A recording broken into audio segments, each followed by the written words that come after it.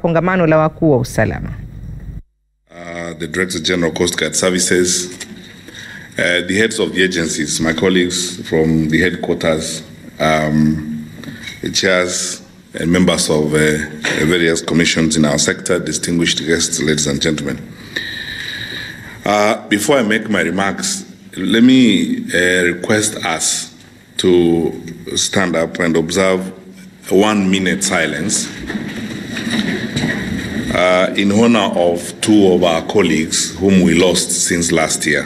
For those who may not remember, we lost Madam Mohsen Abdulatif, who used to be our county commissioner in Tharaka Nithi, and we also lost Mr. Saif Matata, our former county commissioner in Kitui during the year 2019. Let's observe a moment of silence in honor of those two colleagues.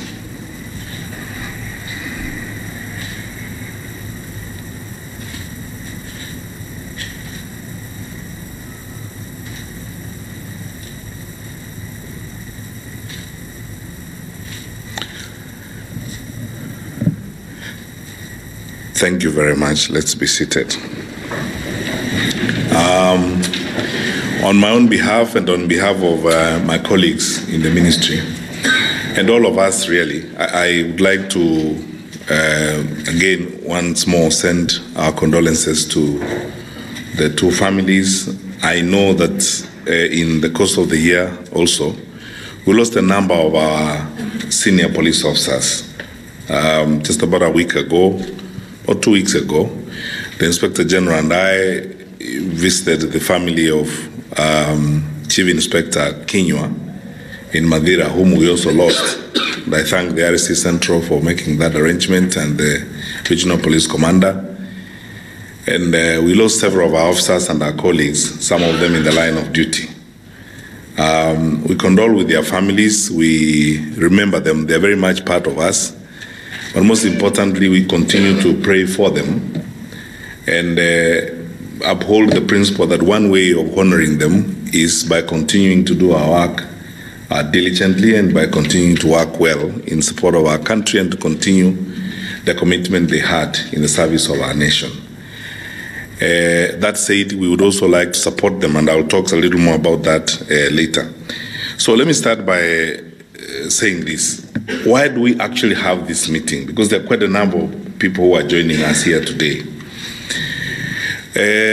This meeting basically was born slightly over a year ago when His Excellency the President directed that because we have so many agencies in the sector, we need to develop a multi-agency culture where we collaborate much more effectively and seamlessly in order to exchange information, share the resources at our disposal, and provide security to our country. That is how this annual security review and planning conference came into being. Then, when His Excellency the President directed that we do that last year, we began the first one last year.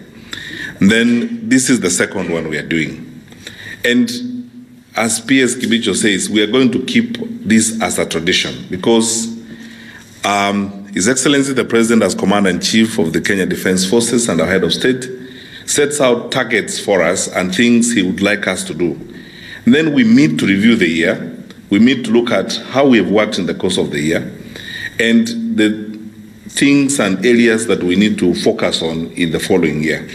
So as we meet here, for those colleagues who are joining us for the first time or who are coming to this National Annual Security Review and Planning Conference, please spend a lot of time interacting with colleagues because this is an opportunity for us to exchange information and ideas, to meet with colleagues, plan together, and agree on some of the things we need to do together. Of course, when our colleagues from the fourth estate are out of the room, we will have our own very detailed and deep conversations on some of the things we need to do in the security sector. And last year's meeting was a huge eye-opener because we learned a lot in the process. Then this year is a much more improved and organized meeting, because one of the conclusions of last year's meeting is that we needed to be much more inclusive and get the others who are not in the room that time to be in the room. And now the entirety of our security sector, internal security sector framework is here. All the agencies are in the room. And we would like to plan this way and work this way as we go forward together. What follows after this is that after we've had the meeting and we're going to outline our plan of action for the year and the things we are going to focus on, we now begin working within our regional frameworks and working with our field teams.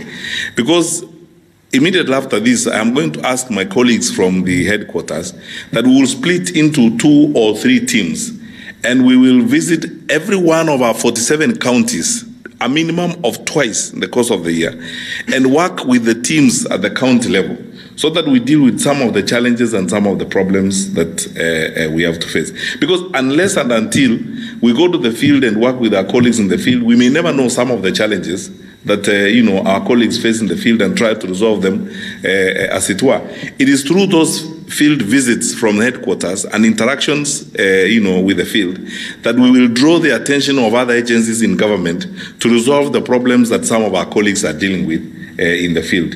Because again, this is in line with the President's one government approach, that we can function better when we work as one government. When we get an opportunity, we compare notes and work together as one government. So I'm really grateful that, we are all in the room.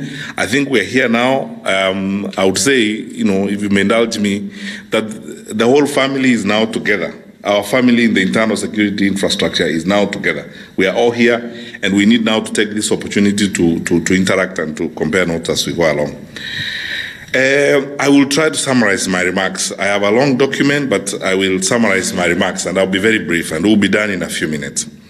The first point I want to make is to thank all of you in the room. I know that many of our citizens sometimes do not even have a clue about what you people go through. But let me tell you, first as a citizen of this country, even before I speak to you as your minister, as a citizen of this country, I am so grateful, and I thank the Lord for the men and women in this room. Thank you so much for your commitment. Thank you so much for your service to our country. Each one of you. I've been in the ministry now for slightly over 2 years. I have had the opportunity, by the grace of God, to interact with over nearly 2/3 of you in your various places of work. We have met before. About half of the county commissioners in the room, we talk all the time. All the regional commissioners here, we talk all the time. And I can testify, really, of the greatness of the men and women that the Lord has placed in this country in positions of responsibility in the security sector to help our country. I mean, we are really grateful. And on behalf of my colleagues from the headquarters and on behalf of my fellow citizens, thank you to you good people. Thank you. Because our country is secure and safe because of the work you do. Let me give you an example. I have been talking to John Elungata, our regional commissioner in Coast, and Rashid, our police commander in the Coast. When we saw the bookings, for example, in December, of the numbers of Kenyans who are coming down the coast, I mean, it's amazing what our people go through, and the amount of work that went into ensuring that this place is quiet and safe, and Kenyans go through the festive season without a problem. We really appreciate the sacrifices that you make, and as your minister, I really thank the Lord. I mean, people serve. Sometimes when people are talking about moving from one point to another with their families, you don't even talk about that. You are making sure that Kenyans remain safe. I remember on 31st of December, the Inspector General of Police, George Natembea, the Regional Commissioner in Rift Valley, and myself were talking almost until 3 a.m. in the morning, because we had over 30,000 Kenyans in 3 different sites in Nakuru. And we were all nervous. I mean, you have that number of people in Afra Stadium. And then you have to be sure that they are safe and that they are secure and so on. And many of you who do that kind of job every day, we do not take it for granted. I want to thank you very sincerely for what you do for the country. And I would like you to know, because I have had occasion to hear this not once, not twice, and you will have occasion to hear it yourself on Friday. His Excellency, our President, appreciates this service to our nation. And now as we start the new year, I want to encourage us to proceed in that direction, so that we intensify and strengthen what we need to do so that we can keep our country safe and secure. It is upon us to ensure that the economy of this country is supported, that Kenyans go about their businesses, that our children go to school, and that people who are engaged in all manner of economic activity successfully do so. And I want to urge you, my brothers and sisters, that we continue to make the sacrifices that we make to ensure that we are safe and the country remains safe. I thank the Inspector General of Police. Mr. Mutiambai is attending this meeting for the first time because he came into office towards the middle of last year. Our Inspector General has settled down very well, moved in and gelled very well with us and fitted in the team. And honestly, I want us to thank our IG. Because, and the police commanders in the room, many of you who have been in the service for a while, you can feel a change and you can feel a new development in the relationship. And IG and the chairman of the Police Service Commission, I will assure you once again of all our support, and we'll continue to work together. The reduction of the mass bus accidents in December did not happen by accident. It's because of the work that you do. And it's because IG, you have taken a firm position, which we support, that we must change the way in which we behave and work on our roads so that we can save the lives of our people. So once more, I want to ask you, IG, and my brother Njau, who has come to NTSA, that let us now fight the madness in that sector and try to end it once and for all, so that people can be safe. The story of mass bus accidents is something that should be told as a story, something that used to happen in the past. And you yourselves have discovered, in Jau, you discovered this IG the other day when we were dealing with some of these buses here in Malindi and this kind of nonsense. We even discovered interesting things that, you know, there are people who even operate on our roads. Some of them actually have a fleet of buses. We discovered the other day they had never even been registered in the first place. They are funny people, you know, and so on. We have lived with some strange behavior in this society for a long time. So our people, now is the time to step up and tighten the screws to ensure that we move our country to the next level. And we in the security sector should provide the leadership boldly, without fear or favor as we move forward.